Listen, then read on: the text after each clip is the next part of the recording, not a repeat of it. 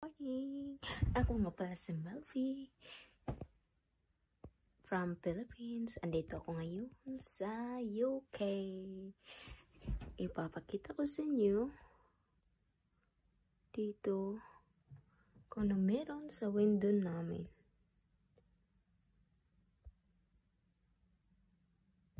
Ayan. Ito pala yung view sa window namin. Maganda din naman yung view namin. Ayan. Ang oras po natin ngayon ay 8:50 ng umaga.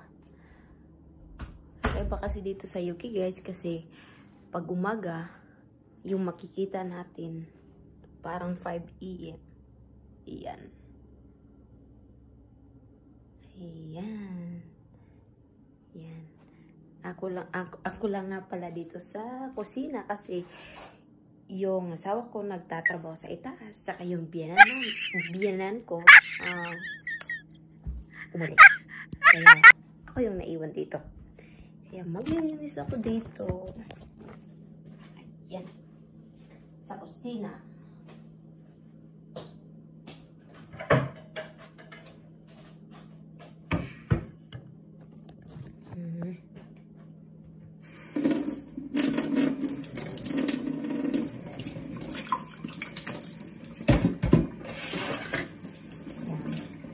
Kung hindi pa kayo nakasubscribe, subscribe kayo. Yan. Ano pang lamig dito? Ay!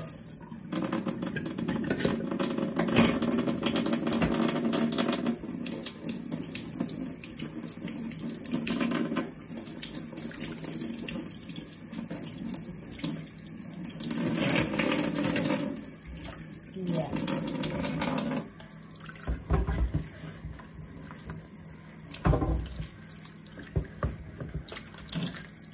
Pilipinas kasi walang hot water eh. Nag-lipo. Pero dito, kailangan na talaga ng hot water kasi sobrang lamig yung tubig, parang nag-yelo. Kaya, hot water yung ginagamit ko pang hugas ng pinggan. Yan.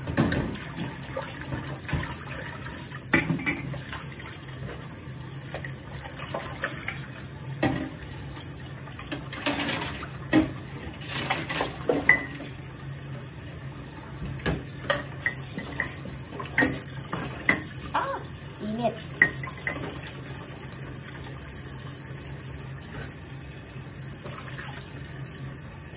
Pagkain nila dito guys. Potato, carrots, at sweet potato. Hindi na ako ubos kaya ibabasura ko.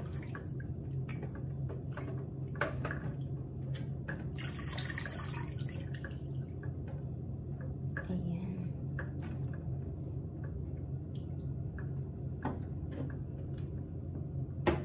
Alam niyo guys, boring talaga dito sa UK pag wala kayong ginagawa. Kaya ang ginagawa ko para hindi ko maninis yung pamilya ko sa Pilipinas, maglilinis ako.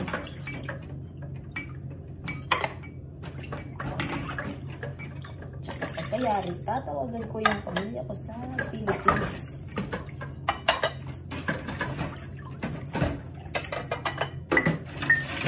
Kukunin ko na muna yung baso ng gasin.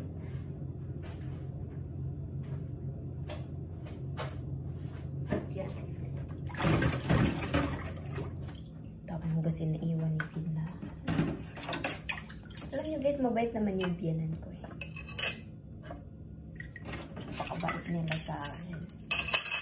Mula nung natin ako dito nung last week. Dahil siya binigay sa akin. Ang dami silang binigay sa akin. Ang mga gamit. Lahat ng gamit ko dito sa akin. Isang malaking carton yung binigay niya sa akin. Kaya, napakaswerte ko sa bilang.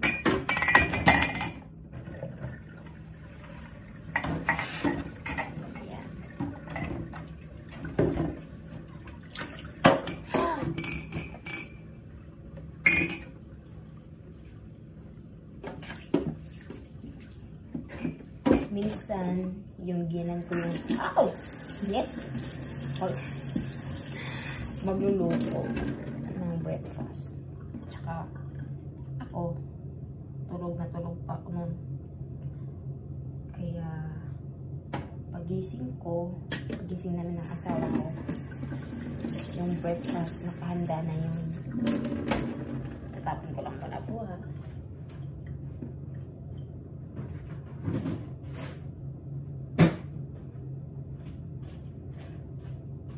Kaya nga natatawa ko sa kapatid ko. Kasi nung narinig niya na ginaganyan ako ng biyanan ko. Sabi niya, sana all daw, sabi niya. Kasi yung biyanan niya, hindi siya ginaganon. Minsan nga, maano pa siya, yung pinagyayabangan. Napakainit na. Nagyayabang pa yung biyanan niya sa kanya. Kasi nga, yung biyanan niya, yung anak niya, nakapangasawa ng taga-US. Kahit makapangasawa ng taga-US, hindi dapat, di ba? Hindi dapat magyayabang ng isang tao sa kapwa niya tao. Kasi hindi naman talaga maganda yun.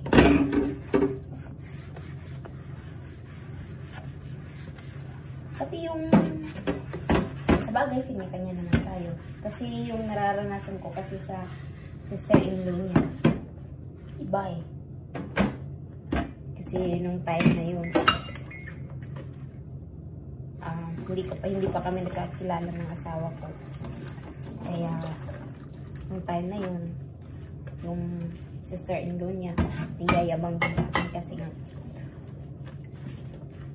may, alam mo na, every month, na padala yung, yung lalaki. Kaya, yabang na yabang sila sa amin. Pero, hindi naman talaga maganda magyayabang.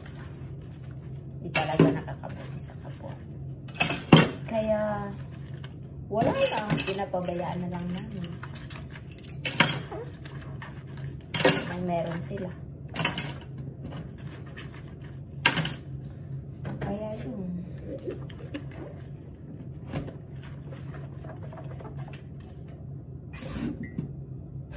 Sa pagiging fiancé niya, umabot siya ng 2 taon. Diba guys, umabot lang, mabilis lang yung fiancé visa. Sa akin nga lang spouse visa. Ang dali lang, mga 1 buwan. 1 buwan lang yung umabot.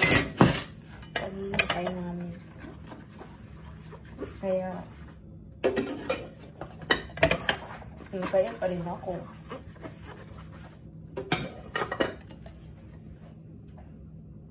Ganun. Ayan, ako. Uulan na naman. Alam niyo guys, maganda pa rin talaga sa Pilipinas eh. Kasi sa Pilipinas, yung weather nila, bakit nila? Yung weather, stable yung weather. Tsaka dito, ay nako, lamig ka mo kung pupunta ka sa labas. Kaya ako dito nagkukulong ako. At hindi ka makapagmarigti sa labas guys. Kasi nga walang tao kahit sa side ko lang takatawa-tawa. Kasi makikita mo lang yung mga tao pag morning. Tas saglit mo lang makikita, mag-i-smile lang sila sa iyo. Kasi nga trabaho sila dito sa UK. Tsaka alam mo guys, ay nako, wala talaga akong nakikita Pinoy dito. Hindi pa ako nakatagpo ng Pinoy. Ay nako.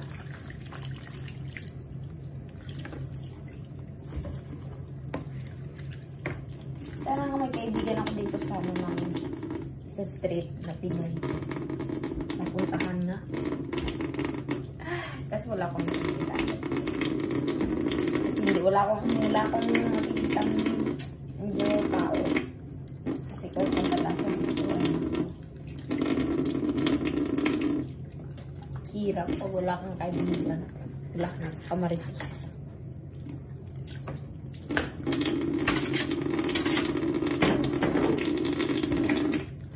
Ayan.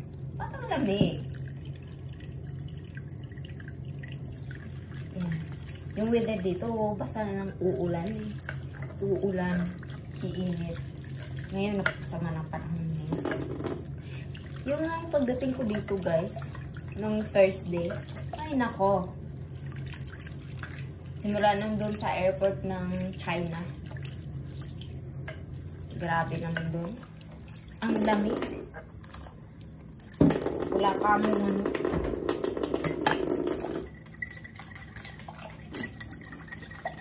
Kawan-wan doon sa airport. Kahit sa loob ng airport, wala. Hanggang pagdating ko dito, umuulan, mahangin ng malakas, ang lamig ka mo ng hangin. Ay nako, uuwi na ako sa Pilipinas. Pero hindi tayo makakauwi kasi nga malayo. Kamahal yung pamasahe. Pero kung gugustuhin ko naman na uuwi talaga, uuwi naman kami. Kaso nga lang masasayangan ako. Di ba guys, marami yung mga tao na nagkakandarapang pupunta ng ibang bansa. Kaya, titiisin ko na lang eh. Yung ibang mga tao nagkakandarapang pupunta ng ibang bansa. Samantalang ako, andito na ako sa ibang bansa. Tapos uuwi. Di ba ganda yun? Tsaka, naisip ko, sinapag-usapan namin ng husband ko na pag andito na ako, maghahanap ako ng part-time. Kasi naman sa kanya yun. Hanap ako ng part-time. Tsaka yung pera na ipon ko, makikita ko, papadala ko sa parents ko. Ano naman siya, supportive husband. Masaya pa rin ako. Tsaka, palagi naman kami nagtatawagan ako video ko kaya. Namimiss ba talaga yung pamilya mo kasi malayo ka? Pero ito guys, yung binan ko. Ayun ako, napaka-supportive kami. Tsaka yung asawa ko. Ayaw niya yung mabuboard ako dito sa bahay. Kaya yung ginagawa niya, everyday, punta kami sa labas, gagala, kakain. Kaya, para ginagawa niya talaga yung lahat para hindi ako mabuboard. Kasi yung iba kasi, nakikilala ko na nakapangasawa ng foreigner, taga-US yun. Kasi nga, ang nandito pa siya sa Pilipinas, ay nako, yung babae, gala ng gala kahit saan, kain dito kahit saan, kain, ay nako. Tsaka nung, umalis na siya sa Pilipinas, pumunta na siya ng country ng asawa niya. Simula doon, wala na. Hindi na siya nakaalis. Pero ang nakikita ko sa post niya, isang beses lang na siyang isang beses, pangalawa ba yung umalis sila ng asawa niya, nagkagala sila. Tapos hanggang ngayon, wala na siyang balita. Yan yun na guys, mayabang naman yun eh. Wala naman yung Kaya ayoko sa mga taong nagyayabang eh, kahit nakapangasawa ng foreigner. Yan. Ako nung ganung mga klase mga tao. Kasi nakakainis yun. Ako naman, nakapangasawa naman ako ng foreigner. Kaso nga lang, ayoko nung magyabang. Kasi nakakainis yun sa ibang mga tao. Yan.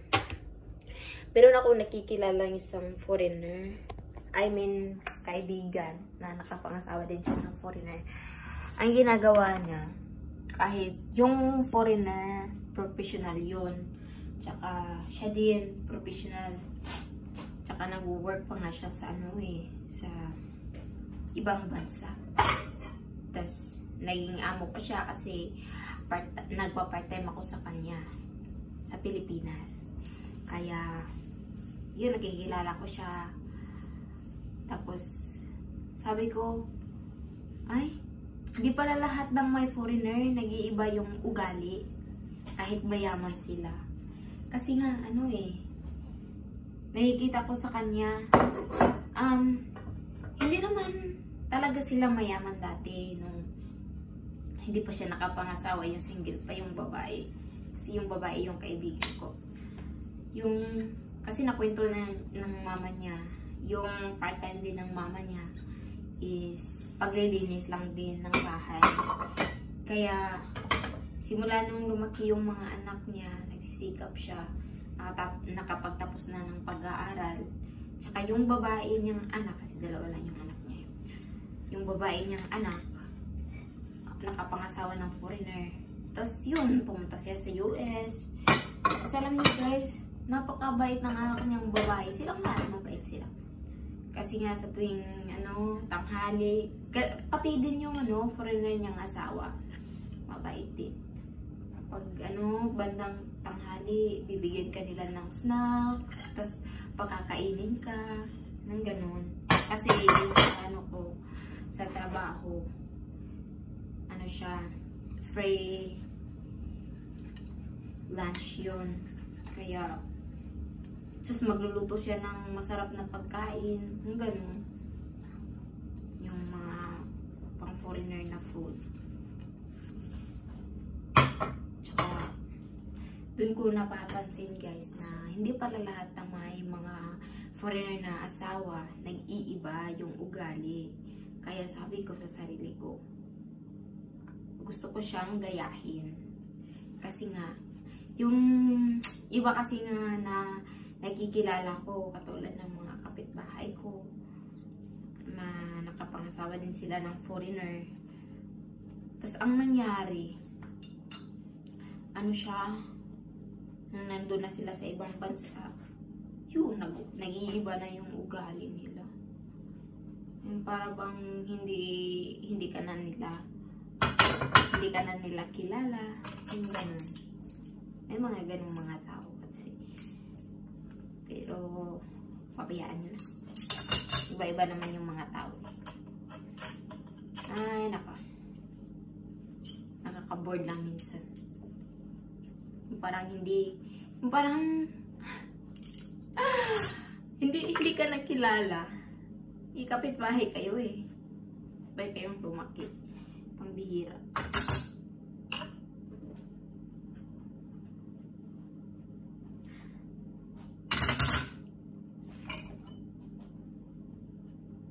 Pero alam nyo guys, kung ako yung tatanungin, kung saan ako gustong tumira, gusto ko sa Pilipinas. Maganda naman dito. Kasi nga lang pag dito ka tumira, tapos nagkakaroon ka ng sarili mong bahay. Ay nako, ang mahal ka mo ng bayarin guys. Mahal. Sa Pilipinas, pag nandun ka, mura lang eh. Yung kuryente, tubig, yung. Pero dito ka sa UK, maninirahan.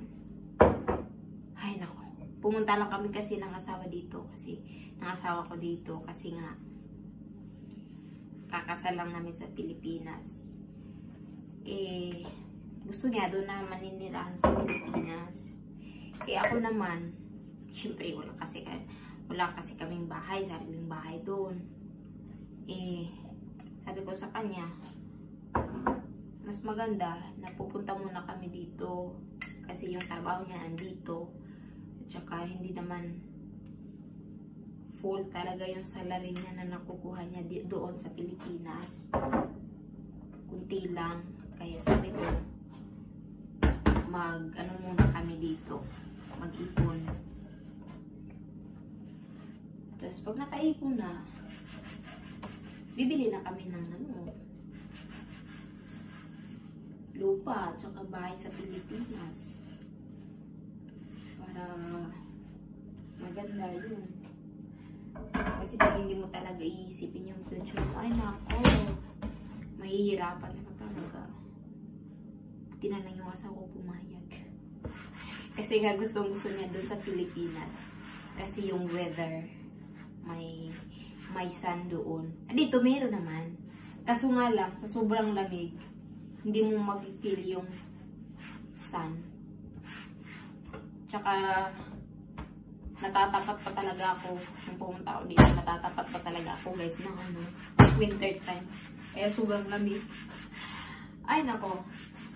Pero okay naman. Maganda din naman. Ma-experience yun. Alright, saan dito? Ayun. Ayan. Ito nga pala guys. Ito nga pala yung rice cooker ko. Ito. Binili to ng kapatid sa Pilipinas. Kaya yung ginawa ko, sabi na kasi ng mama niya, hindi na ako magdadala ng rice cooker dito kasi bibilhan nila ako ng rice cooker. Tsaka, sabi ko sa asawa ko, gusto kong magdala ng rice cooker kasi nga yung asawa ko, pa-travel-travel yung trabaho. Alam niyo naman, Filipino, di ba? Hindi mabubuhay pag walang rice. Kaya yung ginawa ng kapatid ko, binilhan nila ako ng rice cooker na sobrang liit. Kaya, ito yung rice cooker na binili ng kapatid ko. Pink pa yun na. Liit. Ayan. Ito. Diba guys? Ang liit. Tsaka yung ginawa ng mama ko nung pumunta kami dito. Kasi nga nagbabalot ako kasi pupunta na ako ng UK. Yung ginawa ng mama ko. Sabi ko dadalhin ko yung rice cooker. Dinala ko. Binabalot namin. Yung ginawa ng mama ko. Kasi nga doon kami lumapag sa sa Manchester Airport. Yung ginawa ng mama ko. Pinadala niya ako ng bigas. Kasi nga sa kami, di ba, Manchester kami lumapag. Yung nangyari, nag-i-stay kami ng one night sa kaibigan niya. Oo, one night sa kaibigan niya kasi magtatrabaho siya kinabukasan. Kaya yung nangyari, ayun, nagsaing ako doon ng rice cooker. Ano daw? Nagsaing ako doon. Ano ba yan? Nagsasaing ako doon. Kaya, maganda pa rin pag may sariling gamit. Kasi, syempre, alam niyo naman yung mga Pilipino, may hihiya din minsan. Minsan lang. Pero ako naman dito sa bahay, binilhan ako ng mama niya ng rice. Sabi ng mama niya, huwag ka nang magdala ng rice. Ayaw ko naman sanang magdala. Kaso nga lang, yung mama ko, siya yung nagbabalot ng rice. Pinadala niya ako ng siguro 1 kilo. Hanggang ngayon meron pa Tsaka alam kasi ng mama niya at saka papa niya, ng asawa ko, na talaga ako buhay pag walang rice. Magkakamatayan kami pag walang rice. Kaya yung ginawa niyang mama niya, papakita ko sa inyo guys Meron silang binili sa akin na rice. Aray ko! Sakit yun Meron silang binili sa akin na rice. Ito yung binili nila sa akin na rice, guys. Lagang-laga nila dito Ayan. Ito yung rice na galing sa Pilipinas. Ito. Kunti na lang. Tsaka ito yung rice na binili ng mama niya para sa akin. Kasi nga, marami ditong anong tawag doon? Classic-classing rice, may sticky rice. Hindi ko na alam kung ano yung pangalan ng iba. Ito yung sinibili ng mama niya. Ayan. Ito, dalawa to. Ito, cookies. Nagsasawa na ako dito. Ito.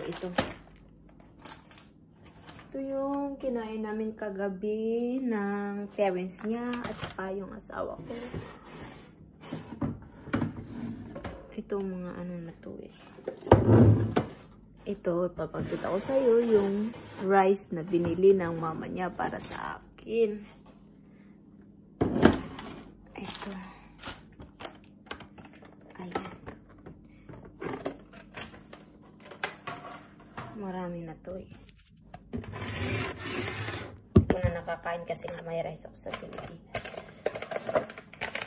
Ito. Ayan. Gaganon mo lang siya. Tapos, lalagay mo sa ano. Diyan. Sa lagayan. Iinitin mo lang. Ito. Ay, nakakain ko na pala yung ano, yung iba. Yung ibang rice.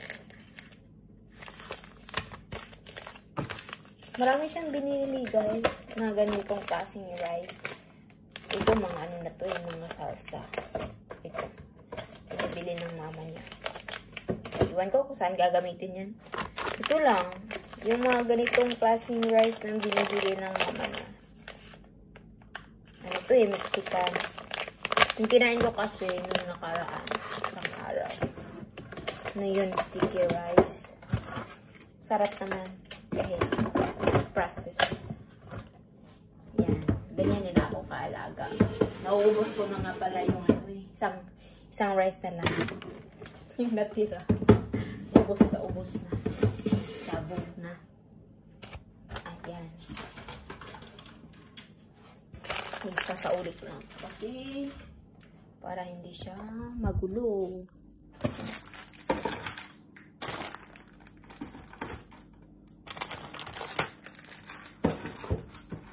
So, alam nyo guys, yung pagdating ko dito, umiiyak yung mama niya.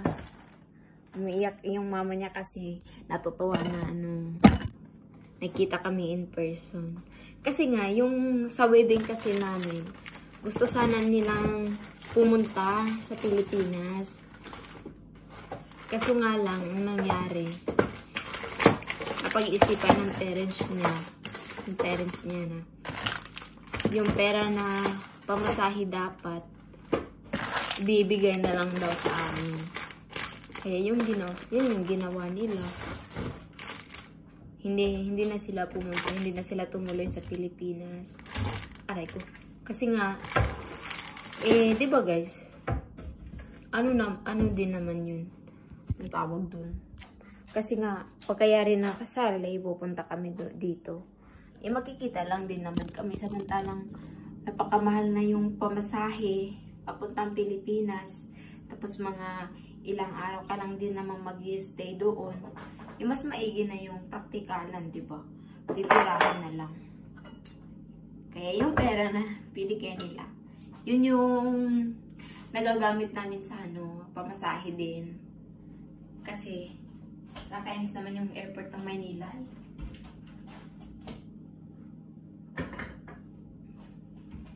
Aray ko, naingit tuloy ako. Ang sakit. Ayan.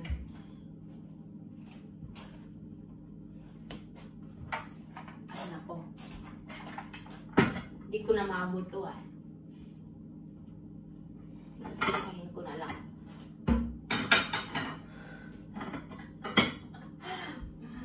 Taas to yung plato eh. Yan. Saka pala guys, yung plato pala, Cebuano yun. Yung pinggan Tagalog yun.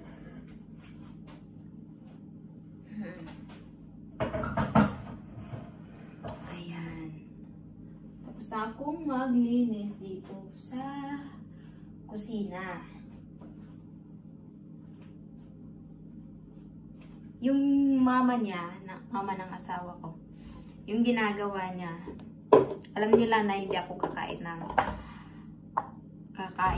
mga pasta, ganun.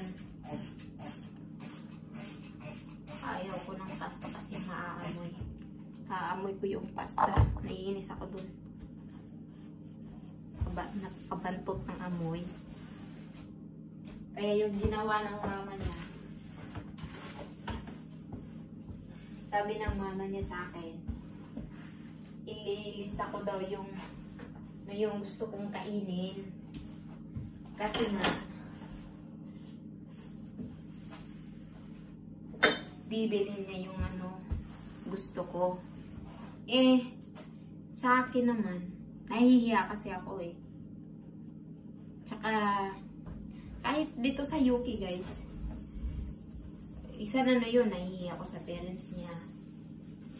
Pero, kahit dito, kahit yung soy sauce nila dito, iba. Kaya, nahihirapan akong magluto ng Filipino dish dito sa UK. Nahihirapan ako kasi nga, gustong-gusto nilang tumikim ng adobo, yung mga ganon, mga adobong chicken. Pero hindi ko magagawa kasi nga, iba yung nila dito. Marami naman silang pampalasa. Masarap naman. Kaso nga lang, mas masarap pa rin yung diba guys, yung dato puti sa Pilipinas. Masarap yun eh. Tsaka, naghahanap ako dito sa dinala ako ng asawa ko sa shopping center. Nagsha-shopping kaming dalawa. Nag-grocery kami. Nag-grocery. Tapos yung nangyari, wala akong nakita doon. Yung nakita ko doon guys, mga chocolate. Ay, naku, sarap ko mga chocolate doon. Masasarap kami. Tsaka, ay, naku. Kaya yung nangyari na yun. Tapos nakita ko sa online, sabi kasi ng mama niya, maghahanap ka kasi sa online, sabi ng ganun.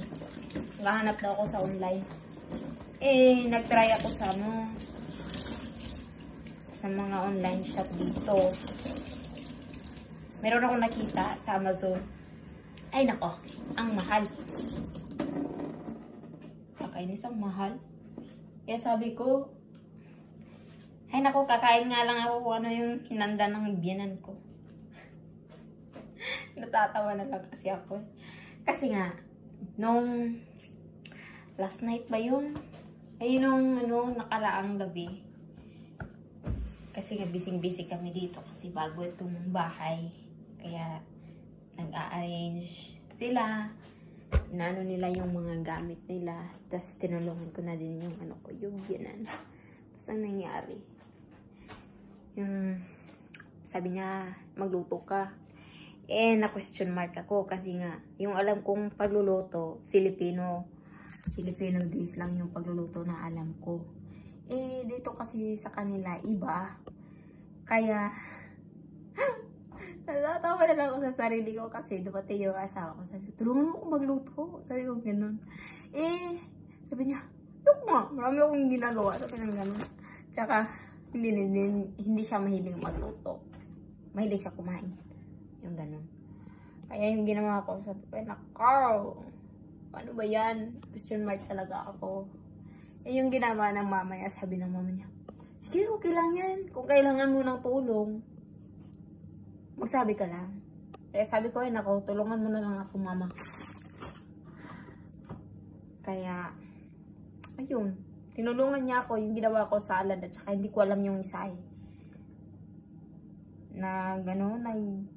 Pa-fry ako ng onion at saka ito green at saka yellow at saka itong kulay na red pepper. Yan. Ay, ito pala yung niluto ko eh. Dito pa pala sa ito. Tsaka hindi sila dito guys, hindi sila talaga medyo sa timpla. Ako kasi maalat ako eh. Gusto ko yung medyo maalat-alat. Kaya ginawa ko, kakain ako. Sa tabi ng pagkain ko may asin. Ito yung niluto ko. Kaso nga lang, yung niluluto ko, hindi ko alam kung anong pangalan. Hindi naman sinabi ng biyanan. Hindi rin ako nagtatanong. Kaya ito na lang yung kakainin ko. Excuse me. Kakainin ko breakfast. Wala na ako naiisip eh.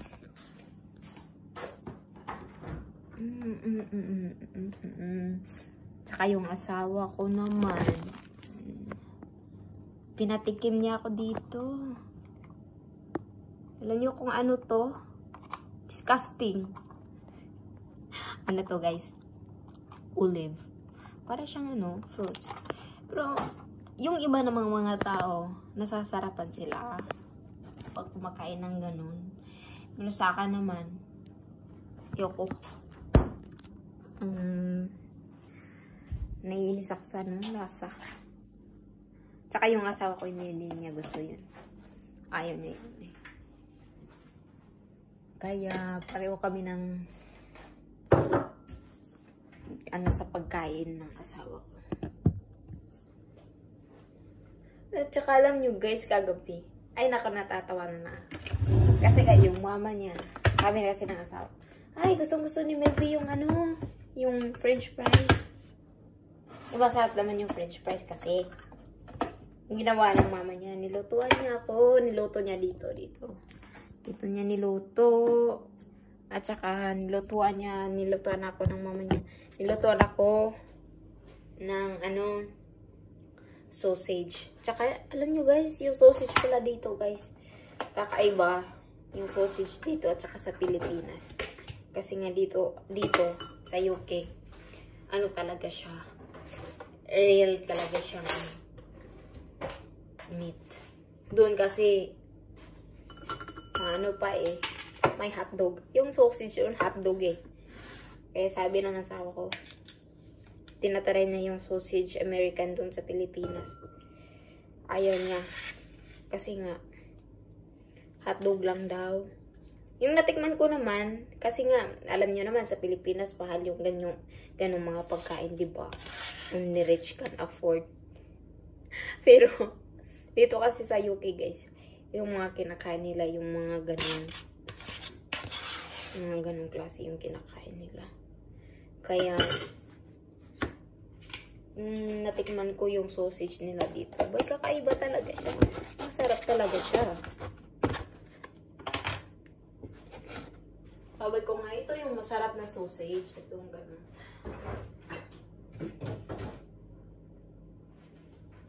Ewan ko, wala na akong maiisip. Kakainin. Alam nyo guys, dito po, bandang gabi. Pag gabi, tapos kakatapos lang namin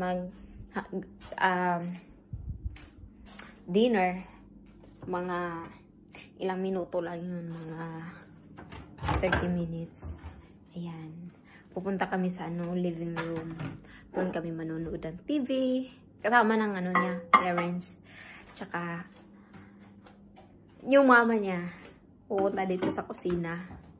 Kukuha ng chocolate. Yung ganun. Kukuha siya ng chocolate. Tapos, cookies. Yung, ito kasi yun. Ito. Ay! Itong chocolate na to, gusto ko to kasi caramel siya inside. Tapos, dalawa yan binigay ng excuse me, nung mama niya. I mean, dalawa yung binili, tapos, yung isa binigay sa akin. Sa dami ng chocolate na natanggap ko simula nung dumating ako dito, hindi ko na siya nakain-kain, kaya nilagay ko na lang dito sa Kaya, yun, kinain namin kagabi. Tapos, meron yung mga cookies, yung mga tira-tira dito. Yun yung kinain namin. Ayan, ito. Kinain namin. At saka ito. Saan pumasok? Ayan, ito. Kinain namin yan. Yung mga dyan. Yung ko nang kumain yan. Kasi na ako.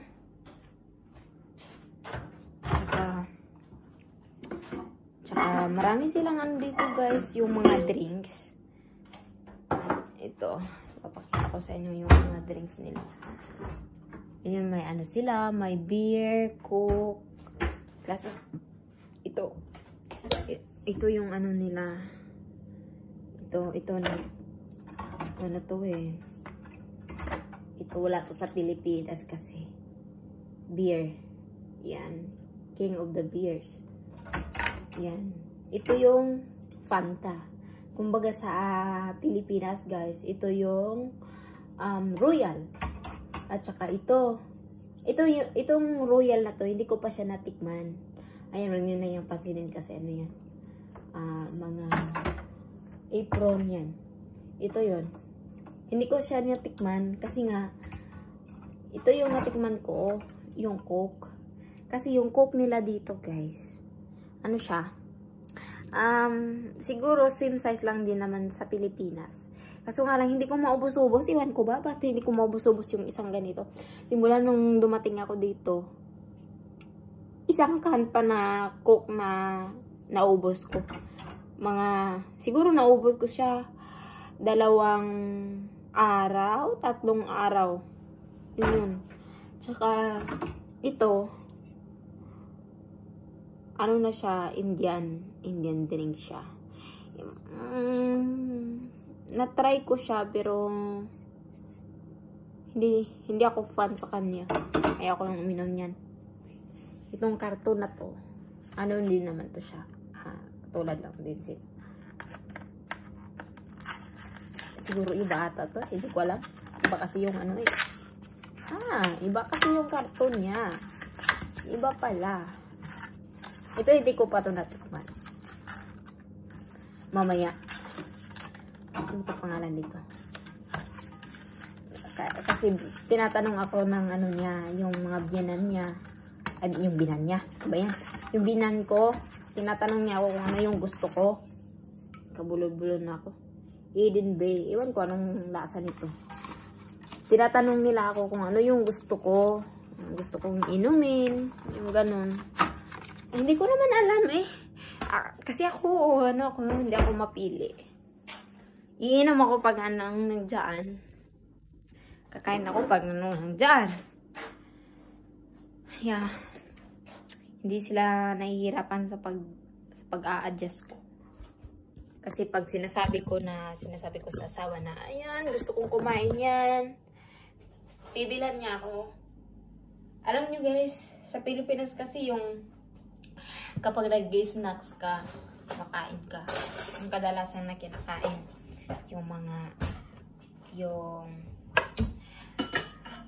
Ano ba yun? Yung mga junk foods, yung mga ganun. Sa akin naman, hindi ako mahilig dyan. Kaya sa Pilipinas, nandun ako sa Pilipinas, yung kinakain ko, ano siya, rice, tsaka, kumakain talaga ako ng kung ano yung nandoon. Kaso nga lang, nung nandito ako, sa dami-daming pwedeng kainin, malilito ka na. Kaya yung ginawa ng asawa ko, kasi ayaw ko ng mga junk food. Meron sila dito. Ayan. Papakita ko sa inyo. Ito. Yan. Chips yan. Sari-saring flavor. Kumakain ko yan kagabi. Kaya yung ginawa ng asawa ko, para lang makakain ako. Hindi ako mabuboard. Sinilan niya ako na prutas. Yung klaseng prutas. Yung grapes, yung blackberry, yung ganun, yung berry. Yun yung yung yung snacks ko. Yun yung binibili niya. Kasi gusto ko yung mga yung mga fruits. Yung mama niya bumibili ng melon. Binibili nila ako ng ganun. Yung klase na lang. Hindi ko natatagpuan sa Pilipinas. Yun yung ko. Yung snacks ko dito.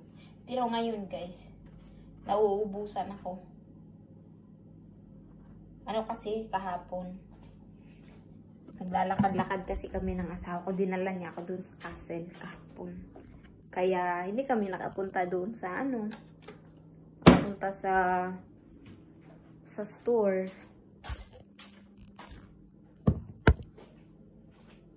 Yan.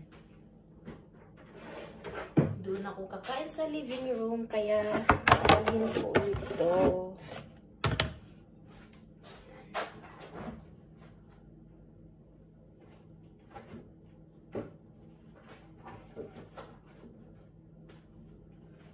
Guys, kahit bacon. Kahit bacon dito, guys, iba. Iba talaga sa Pilipinas eh. Lahat fake. Yung parang ganun. Dito kasi sa, sa UK. Walang piki-piki dito. Kasi, for example, pag magsa-search ka sa, hindi.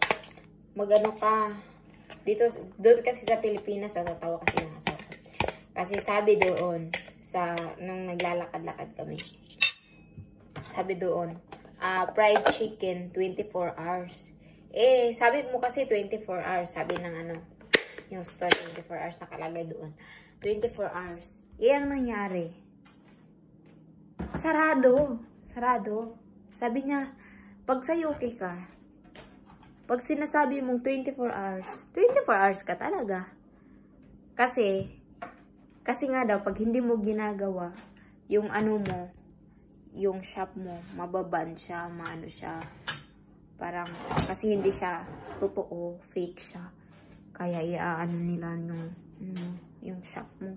Pag hindi totoo, pag sinasabi mong 24 hours, 24 hours ka talaga. Pero pag hindi, huwag mo gawin. Kasi nga, walang fake sa kanila. Dito ko sa living room kakain. Yeah!